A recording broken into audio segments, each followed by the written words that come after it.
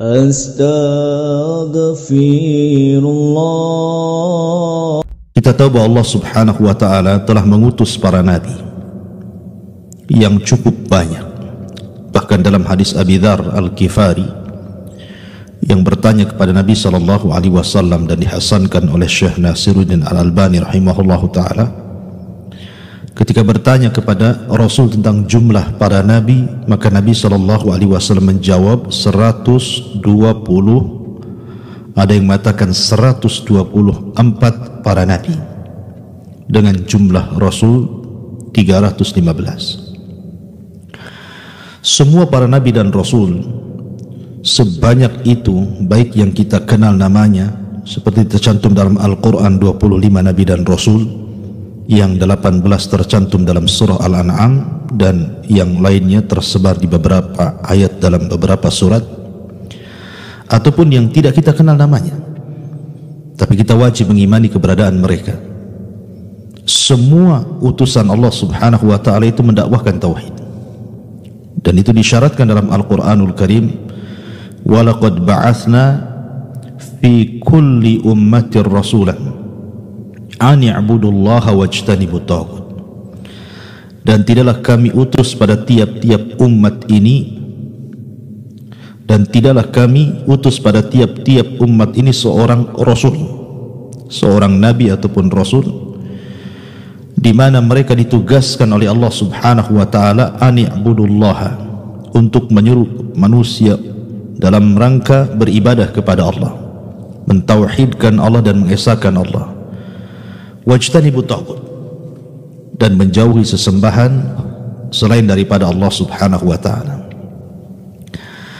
Dan kita tahu bahwa ada seorang nabi dan rasul yang digelari dengan Abu Tauhid, bapaknya tauhid, atau juga dikenal dengan Abul Anbiya, bapaknya para nabi. Dialah Ibrahim Khalilullah alaihi salatu wassalam. Dialah yang menanamkan agama tauhid di Jazirah Arab. Walaupun Ibrahim berasal dari Irak, kemudian hijrah ke Syam, ke Palestina khususnya, bahkan sempat juga hijrah ke Mesir, tetapi Ibrahim pun sampai ke Jazirah Arab, bahkan meletakkan putranya Ismail alaihi salatu wassalam di Jazirah Arab, bahkan sampai menikah dengan salah satu wanita dari suku Jurhum Yaman, dan salah satu keturunannya adalah pemimpin para nabi dan rasul, Sayyidul Awwalin wal Akhirin Muhammad sallallahu alaihi wasallam.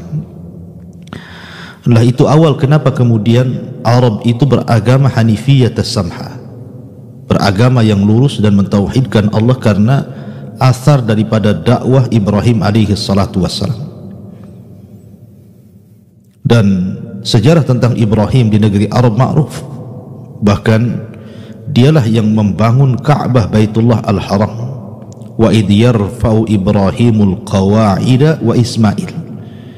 Dan ingatlah ketika Ibrahim membangun bangunan Ka'bah dan juga putranya Ismail, kemudian memerintahkan manusia atas perintah Allah untuk haji ke tempat ini dan mentauhidkan Allah Subhanahu wa ta'ala, sehingga ketika itu menyebarlah dakwah tauhid di Jazirah Arab dari zaman ke zaman, dari sejak Ibrahim alaihi salatu wassalam, kemudian wafatnya Ibrahim dilangsungkan oleh Ismail alaihi salatu wassalam, kemudian juga terus tasalsul dakwah tauhid sampai berkembang di Jazirah Arab, sampai pada akhirnya muncul seorang laki-laki yang merubah seluruh tatanan tauhid, seluruh upaya Ibrahim yang sudah mentauhidkan Jazirah Arab.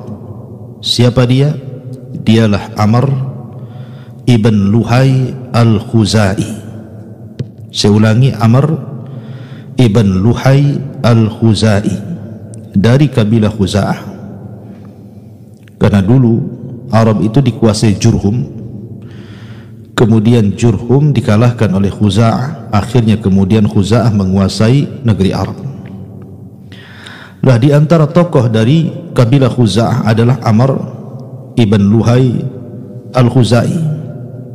Dia dikenal sebagai Sayyidu Makkah, pemimpinnya orang Mekah.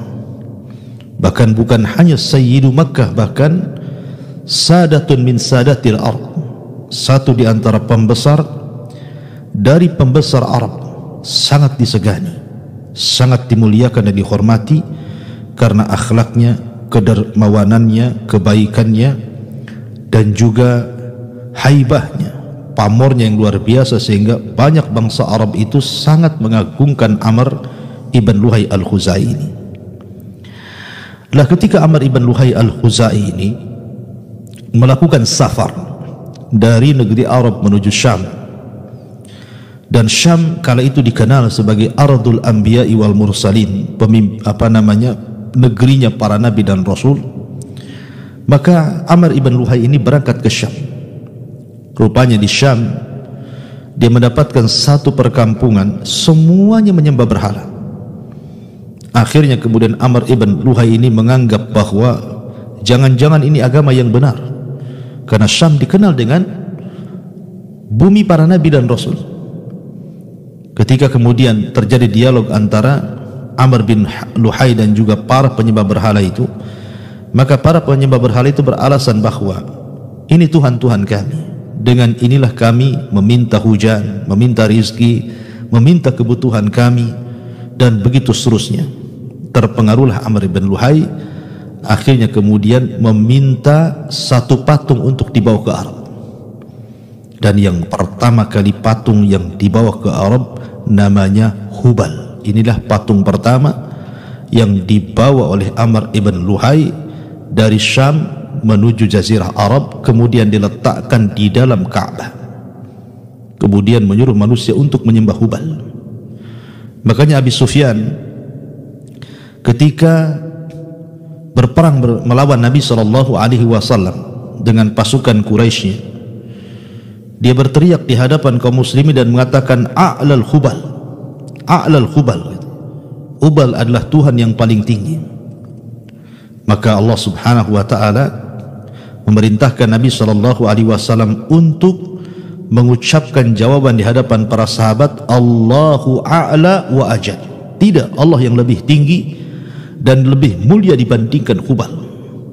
Artinya bahwa patung Hubal itu yang dibawa oleh Amr ibn Luhai itu sangat diagungkan. Bahkan kalau anda mengingat tentang kisah daripada kakek buyut Nabi SAW,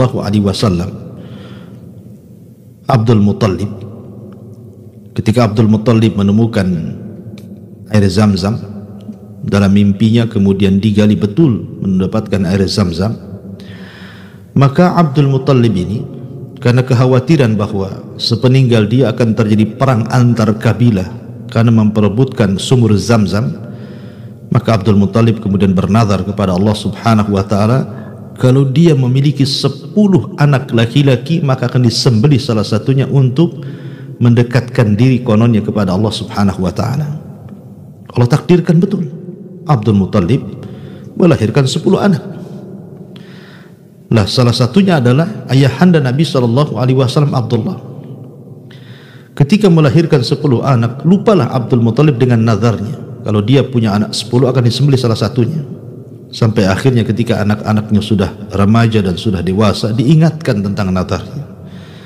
Maka Abdul Muttalib pun akhirnya ingat dengan nazarnya, kemudian mengqur'ah seluruh anak-anaknya siapa yang berhak untuk disembelih. Rupanya qur'ahnya itu jatuh kepada ayahanda Nabi SAW, Abdullah. Lah karena Abdullah adalah anak Abdul Muttalib yang sangat disukai orang-orang Quraisy dan juga dicintai Abdul Muttalib, maka akhirnya kemudian orang-orang pun melarang untuk menyembelih Abdul Muttalib, karena itu akan menjadi sebuah sunan, sebuah contoh yang buruk nanti kalau ada orang-orang Quraisy yang punya anak laki-laki 10 disembelih, karena dia adalah pemimpin Arab masalahnya. Jangan membuat contoh seperti itu. Maka orang-orang Quraisy meminta sebaiknya datanglah ke Tuhan-Tuhan kita, bertanyalah ke penjaganya, ke dukunnya, ke paranormalnya. Akhirnya kemudian Abdul Muttalib pun datang ke patung Hubal, kemudian mengadukan urusannya, bahwa orang Quraisy telah melarang begini-begini, apa yang harus dilakukannya. Dan kisah ini akhirnya berakhir dengan mendapatkan solusi dari seorang dukun agar kemudian dibuat semacam qur'ah antara menyembelih 10 ekor unta ataukah menyembelih Abdullah. Setiap kemudian terjadi qur'ah, undian yang keluar nama Abdullah, maka akhirnya ditambah lagi 10 ekor unta, tapi keluar lagi Abdullah, ditambah lagi 10 ekor unta, keluar lagi Abdullah, sampai ketika genap 100 ekor unta, barulah qur'ah kemudian yang keluar unta dan tidak menyembelih Abdullah. Dari sini maka genaplah 100 ekor unta untuk menembus penyembelihan Abdullah. Makanya Nabi SAW disebut anak dari 2 manusia yang akan disembelih. Pertama ayahnya Abdullah, dan yang kedua kakek buyutnya Ismail alaihi salatu wassalam. Ma'asyiral muslimin, kembali ke kisah bagaimana Abdul Muttalib sangat mengagungkan Hubal. Dan begitulah orang-orang Quraisy, karena memang Hubal ini patung pertama yang dibawa oleh Amr ibn Luhai dari Syam kemudian diletakkan di dalam Ka'bah. Makanya para ulama ketika membahas tentang patung Hubal, mereka mengatakan huwa ahadul ma'budat ladai al-arabi al-qudama qabla al-islam wa kana sanamun liqabilati kinanati wa abadathu quraisyun kadzalika likaunihi min kinana wa huwa sanamun ala syakli insanin wa lahu dira'un maqsuratun qama al-arab bi ilhaqi ad-dira'i min dhahabin badala minha wa kana mawjudan dakhil al-ka'bati. Jadi Hubal itu salah satu sesembahan yang disembah orang Arab terdahulu sebelum Islam, dan dia adalah berhala bagi kabilah Kinana, dan orang-orang Quraisy menyembahnya. Dan Hubal itu patung berbentuk manusia, tetapi salah satu tangannya terputus, tangan kanannya itu terputus. Kemudian Arab menggantikan tangan kanannya dengan tangan dari emas. Kemudian mereka pun menyembahnya. Hampir semua orang-orang Quraisy menyembah Hubal. Ma'asyiral muslimin yang dimuliakan Allah Subhanahu wa taala, lah dari sinilah berkembanglah berhala-berhala di jazirah Arab. Di sana ada berhala yang ma'ruf, namanya Lata, Uzza dan Manat. Sampai-sampai Allah Subhanahu wa taala menyebutkan dalam surah An-Najm, afara'aitumul Lata wal Uzza wa Manata tsalitsatal ukhra. Bagaimana pendapat kalian tentang Lata, kemudian Uzza, dan yang ketiganya Manat? Jadi inilah patung-patung yang masyhur yang ada di negeri Arab ketika itu. Dimulai daripada Hubal, kemudian di sana ada Lata, ada Uzza, ada Manat. Baik, sedikit saya terangkan tentang berhala-berhala ini. Yang pertama yang sangat masyhur juga diantaranya selain daripada Hubal adalah Lata. Lata ini memiliki 2 qiraah. Ada yang mensukun ta lat, ada juga yang mentasdid ta lata. Ya. Tentu dengan 2 qiraah ini akan mempengaruhi arti.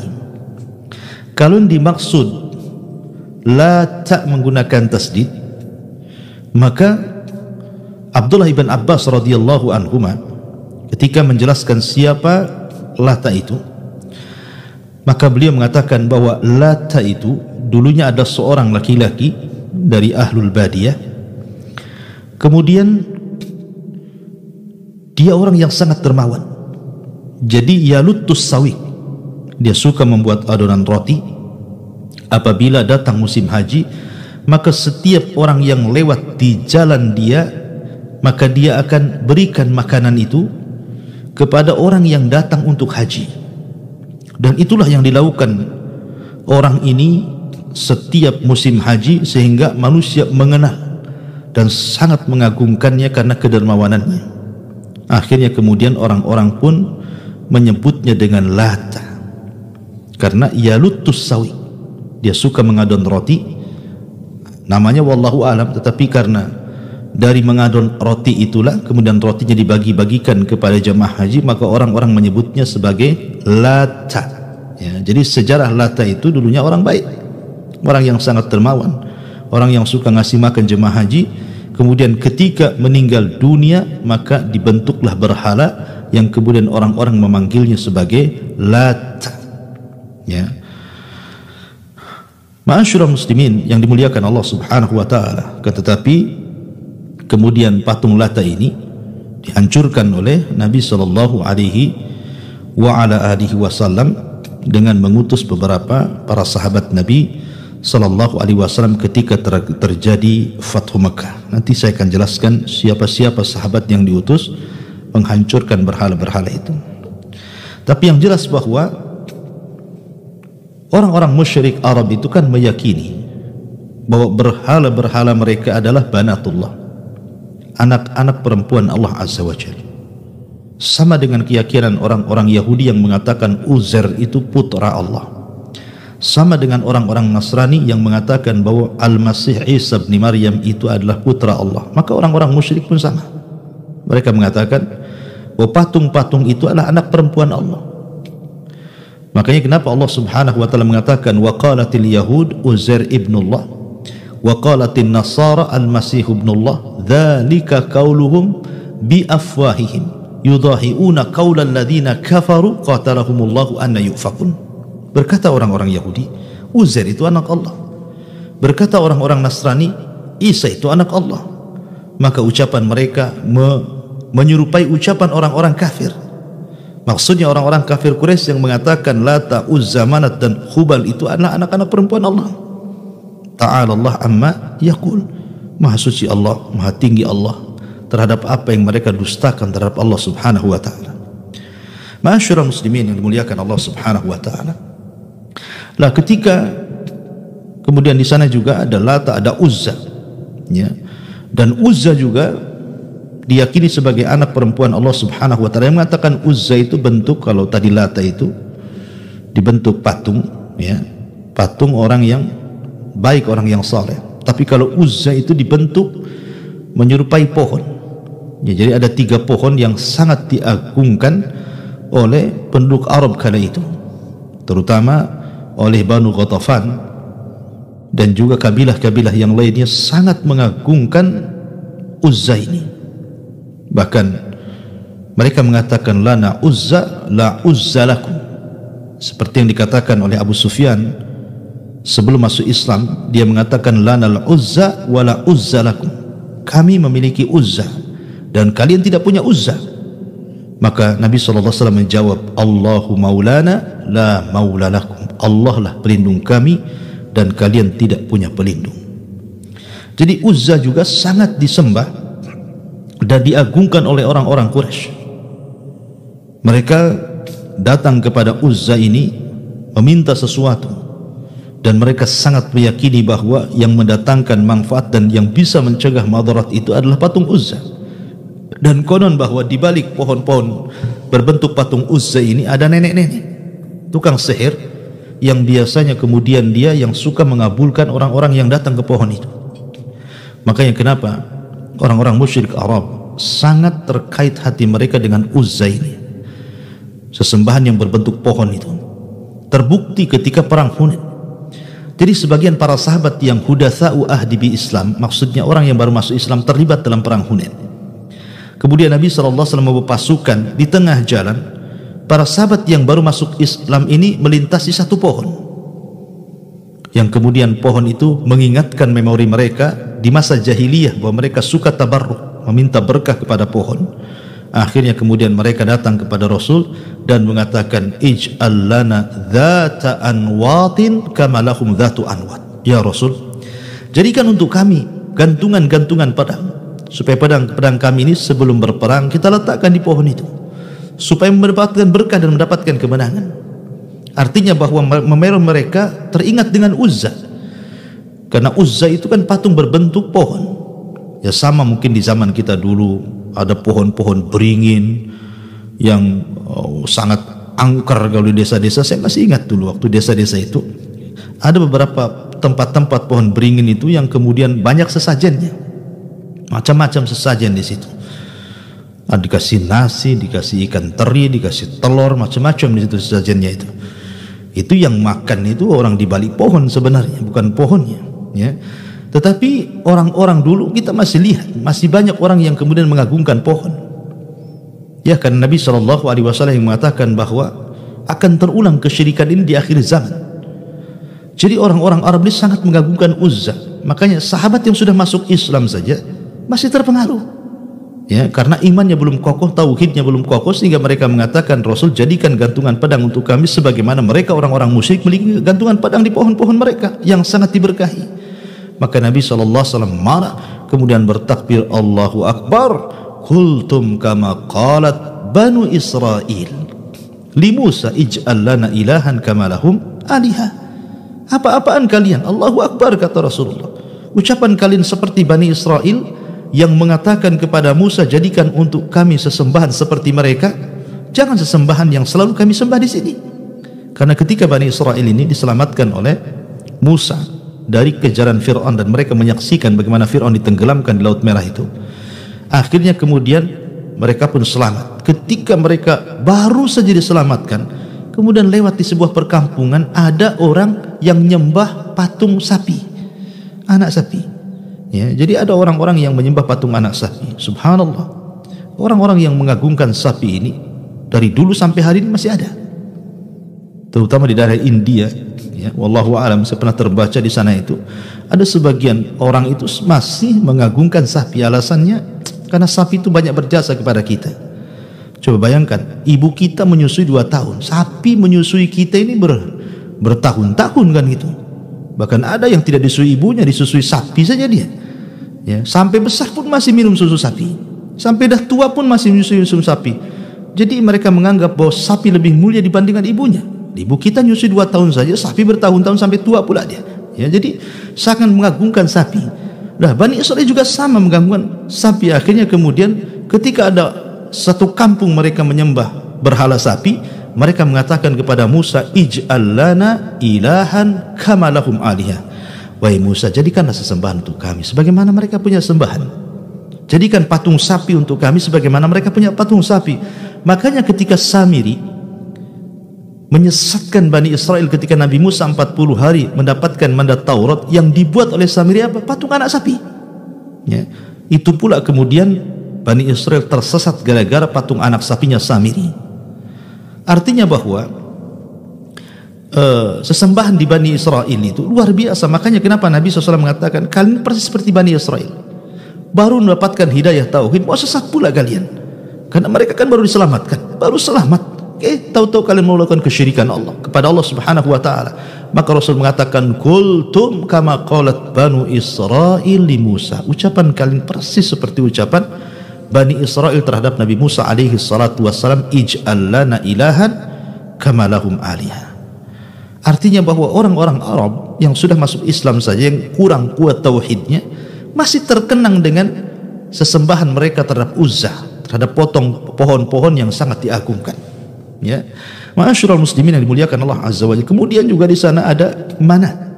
Di sana ada Latta, ada Uzza, kemudian ada Manat. Manat pun termasuk sesembahan yang paling lama, lebih lama lagi Manat ini, karena disembah oleh 2 kabilah di Madinah namanya Khazraj dan Aus. Jadi di Mekah juga orang-orang yang berhala, di Madinah juga orang-orang yang berhala sebelum kedatangan Nabi sallallahu alaihi wasallam. Dan yang sangat dikenal di Madinah itu, ya, kala itu Yathrib adalah patung Manat.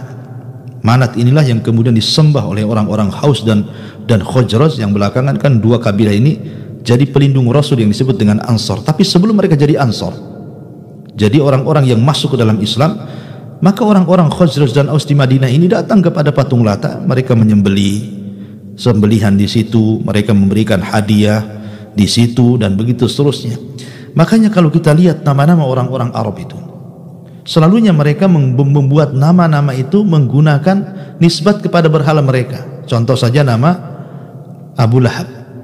Abu Lahab itu namanya Abdul Uzza. Ya. Abu Lahab itu kan kunyah, laqab, gelar.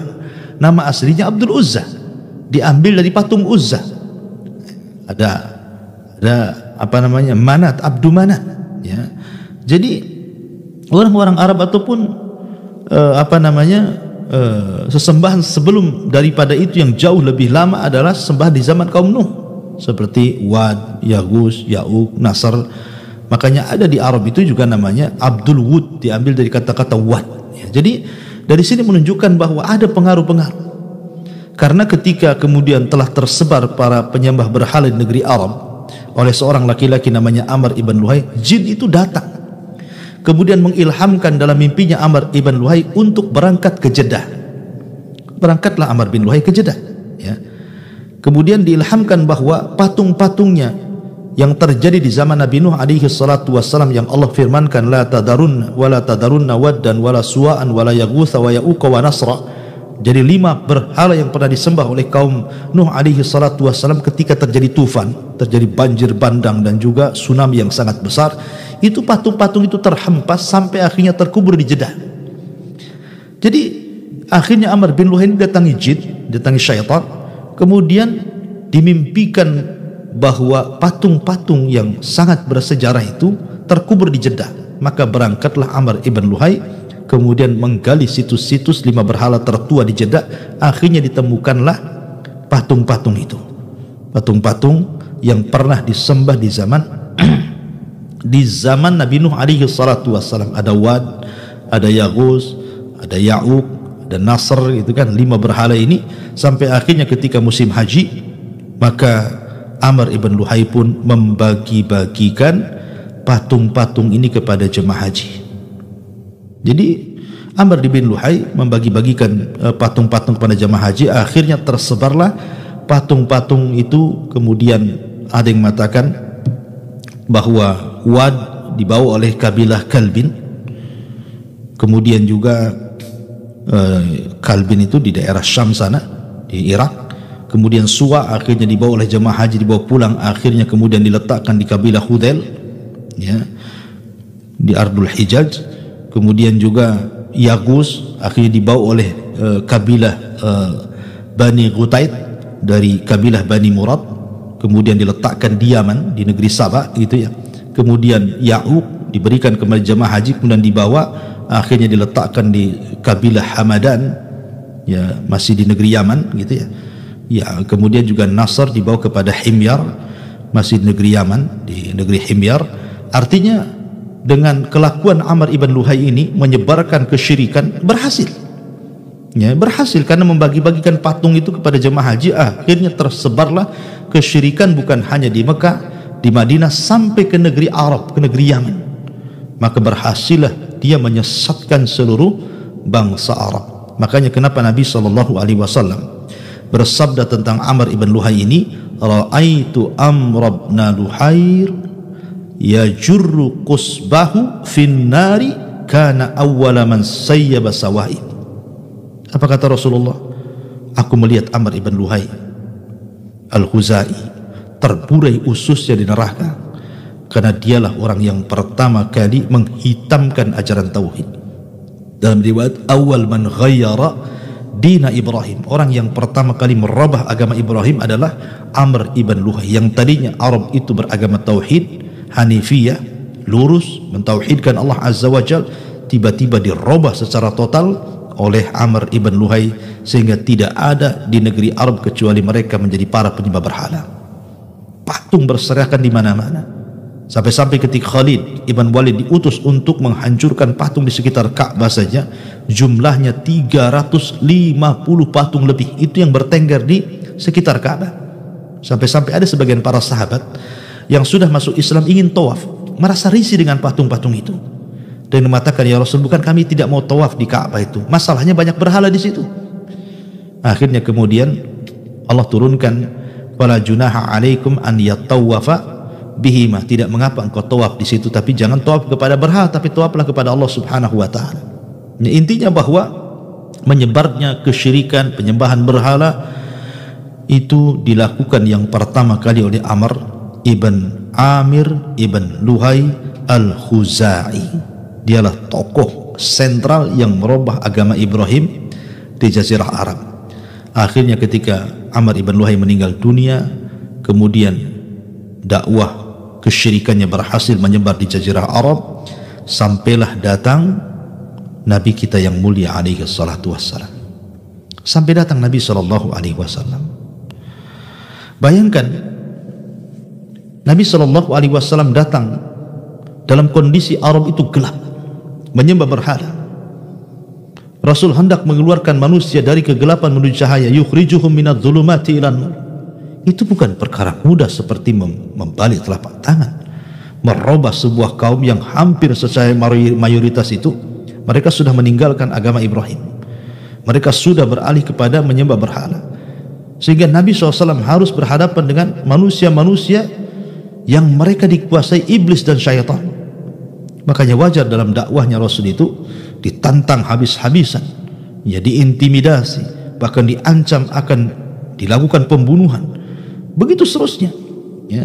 Tapi dengan wahyu yang Allah Subhanahu wa taala anugerahkan dan mukjizat yang Allah berikan kepada Nabi SAW dan kesabaran dalam berdakwah, maka lambat laun akhirnya Nabi SAW berhasil menyebarkan dakwah tauhid secara pelan-pelan, dan berhasil selama 23 tahun Rasul berdakwah. Akhirnya negeri yang tadinya penuh dengan kesyirikan beralih dengan menjadi negeri yang penuh dengan tauhid, mengesahkan Allah Azza wa Jalla. Makanya ketika terjadi Fathu Mekah, maka Nabi SAW akhirnya mengutus Khalid ibn Walid untuk menghancurkan patung Uzza, yang selama ini Uzza diagungkan orang-orang Quraisy, dihancurkan di tangan Khalid ibn Walid. Kemudian juga Nabi SAW mengutus Sa'ad ibn Zaid, ya, untuk menghancurkan patung Manat, patung yang disembah oleh orang-orang Khazraj dan Aus dan juga orang-orang Madinah secara umum, dihancurkan oleh Sa'ad ibn Zaid. Dan juga Nabi SAW mengutus Amr ibn As untuk menghancurkan patung Suwa, dan juga mengutus banyak para sahabat. Akhirnya tumbanglah patung-patung di negeri Arab ini, sehingga Allah katakan, Ja'al haq wa zahaqal batil innal batila kana zahuqa. Telah datang kebenaran, hancurlah kebatilan. Artinya bahwa dengan kedatangan Nabi SAW membawa cahaya tauhid, dan padamlah cahaya kesyirikan, sehingga lambat laun mulai dari Madinah, kemudian Mekah, kemudian menyebar ke Yaman, sampai akhirnya di zaman Khulafaur Rasyidin sampai ke Syam, sampai ke Afrika, sampai ke belahan dunia. Akhirnya tauhid pun menyebar dan sesembahan berhala semakin padam, semakin padam. Akan tetapi dengan berlalunya masa, waktu, dari zaman ke zaman, maka sesembahan berhala ini akan kembali lagi, sebagaimana sabda Nabi SAW bahwa tidak mungkin tegak hari kiamat sampai umatku kembali seperti orang-orang musyrik, menyembah berhala. Padahal secara logika, kalau seandainya seseorang itu berpikir kepada orang yang menyembah berhala itu tidak mungkin mendatangkan manfaat dan madarat. Saya contohkan, walaupun cerita ini lemah, ya, sekali lagi jangan dijadikan sandaran cerita ini, karena cerita ini sudah terlampau menyebar di masyarakat, tetapi secara sanad ini lemah. Tapi karena masyhur ceritanya dari Umar bin Khattab radhiyallahu anhu. Jadi Umar bin Khattab suatu ketika mengadakan safar, kemudian lupa untuk membawa berhalanya, karena orang-orang Arab itu suka membawa berhala. Bahkan saat peperangan pun mereka membawa berhala. Contohnya ketika perang Badar umpamanya, atau perang-perang yang lainnya, Abu Sufyan itu membawa Uzza, ya, Uzza dibawa. Makanya kemudian Abu Sufyan lantang ketika dalam peperangan, lana la Uzza la Uzza lakum, kami punya Uzza, kalian tidak punya Uzza. Jadi mereka kemana-mana membawa berhala, karena mereka meyakini dengan membawa berhala itu akan mendapatkan kemenangan, ya. Jadi dan berhala mereka macam-macam, mulai dari yang besar sekali, kemudian yang besar saja, kemudian yang sedang, yang kecil, sampai yang kecil nonet bahasa kitanya, ya. Itu juga dibawa gitu berhala itu untuk safar. Sampai Umar bin Khattab radhiyallahu anhu akhirnya lupa tidak membawa berhalanya untuk melakukan safar. Ketika dia sudah rindu untuk menyembah berhala, rupanya dilihatnya lupa dia tidak membawa berhala. Akhirnya Umar pun bingung, kalau mau pulang terlalu jauh gitu, ya, mau lanjut pun nggak enak karena nggak bawa Tuhan. Akhirnya kemudian dia membuat berhala dari sawit, jadi kurma yang dihancurkan, kemudian dibuat roti, dibuat adonan, kemudian akhirnya dikepal-kepal, jadilah sebuah berhala. Maka Umar pun menyembahnya. Tapi Allah takdirkan Umar lapar. Ketika dia melihat makanan sudah habis dibuat berhala, dia bingung. Kalau seandainya saya makan Tuhan ini, tentu apa kata orang Umar makan Tuhan. Tapi kalau saya tidak makan, saya tidak mungkin, karena saya akan lapar. Tapi akhirnya Umar pun sedikit demi sedikit mengambil tangannya, mengambil kakinya, mengambil badannya, terakhir mengambil kepalanya. Maka habislah Tuhan Umar dimakan Umar. Lah, Umar ketika kemudian mendapatkan hidayah Allah Azza wa Jalla, dia selalu tertawa kalau terkadang cerita ini. Nggak masuk di akal, masa Tuhan dimakan? Ya. Atau kisah yang sahih kalau tadi kisah yang lemah ya, tapi ada kisah yang sahih dari Mu'adz ibn Jamuh. Jadi ada sahabat namanya Amr ibn Jamuh. Amr ibn Jamuh ini ketika datang utusan Nabi SAW, Mus'ab ibn Umair, untuk berdakwah di kota Yathrib, banyak orang yang masuk Islam. Salah satunya putra-putranya Amr ibn Jamuh itu masuk Islam. Ya, di antaranya Mu'adz ibn Jamuh karena berkawan dengan Mu'adz bin Jabal. Lah, tetapi ayahnya belum masuk Islam, Amr bin Jamuh ini. Lah, Amr bin Jamuh ini punya berhala yang sangat besar diletakkan di kamarnya dan selalu dibersihkannya, selalu dimuliakan, dihargai dan begitu seterusnya. Jadi ketika Amr bin Jamuh ini keluar, putranya namanya Mu'adz bin Jamuh ini sudah berusaha untuk mendakwahkan bapaknya, tapi juga tidak kunjung mendapatkan hidayah Islam. Akhirnya dia bersiasat, diambilnya patung bapaknya dari kamar itu, kemudian dibawa ke belakang, disungsapkan kepalanya, di bawah kakinya, di atas diletakkan di tempat pembuangan kotoran. Ketika ayahnya datang, kemudian masuk ke kamarnya dan hendak menyembahnya, kaget karena patungnya hilang, Tuhannya hilang. Akhirnya kemudian dicari-cari, rupanya Tuhannya ada di belakang rumah sedang nyungsap kepala di bawah, kaki di atas. Maka dia pun marah, kemudian diambilnya patung ini, dibersihkan lagi, dikasih wangi-wangian lagi, kemudian diletakkan lagi di kamarnya, kemudian disembah lagi. Besoknya dilakukan hal yang sama oleh Mu'adz bin Jamuh. Diambil lagi, dimasukkan lagi ke dalam kotoran, kemudian dibersihkan lagi, sampai akhirnya emosi bapaknya dan mengatakan, kalau engkau Tuhan, kau bisa menjaga dirimu, kenapa aku pula yang menjagamu? Akhirnya dia ikatkan pedang di tangannya dan mengatakan, Tuhan, kalau seandainya engkau Tuhan, siapapun yang menjagamu, maka tebaslah dengan pedang ini. Akhirnya kemudian diikatkan pedang di tangan berhala itu. Tapi yang namanya berhala, bergerak pun tidak, bicara pun tidak, mendengar, melihat pun tidak. Maka oleh anaknya malah kemudian diambil lagi, kemudian dibuang lagi di belakang rumah. Yang lebih parah lagi, diikatkan bangkai di badan patung itu. Setelah kemudian Amr ibn Jamuh mengetahui bahwa berhalanya tidak bisa apapun, bahkan dihinakan dengan cara diletakkan bangkai di badannya, pun dia tidak bisa bergerak, tidak bisa menolong dirinya, tidak bisa melindungi dirinya, bagaimana akan melindungi orang lain? Dari situ dia sadar bahwa berhala itu tidak mendatangkan manfaat dan juga tidak mencegah madarat. Dari situ hidayah masuk ke hati Amr ibn Jamuh, akhirnya dapat hidayah Islam. Ya.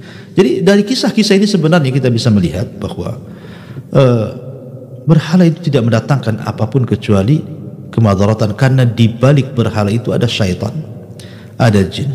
Makanya Allah mengatakan dalam suratul jin, wa inna minal dan dari kalangan manusia itu ada yang ya'udzuna birijalin minal jinni, wa inna rijalan minal insi ya'udzuna birijalin minal jinni fazaduhum rahaqa. Dan ada orang-orang dari kalangan manusia meminta perlindungan kepada jin, dan jin itu menambahkan kepada kekufuran. Jadi di belakang berhala itu syaitan yang hendak menyesatkan anak Adam supaya menjadi para penyembah berhala. Oleh karena itulah maka hindari kesyirikan, jangan percaya kepada berhala, jangan datang ke dukun-dukun, jangan datang ke paranormal, yakin dengan tangkal dan jimat, itu semua dusta. Kita ini punya Allah Subhanahu wa ta'ala, maka mintalah sesuatu kepada Allah. Idza sa'alta fas'alillaha wa idza sta'anta fasta'in billah. Kalau minta kepada Allah, kalau minta pertolongan, mintalah pertolongan kepada Allah Subhanahu wa ta'ala. Wallahu a'lam bishawab.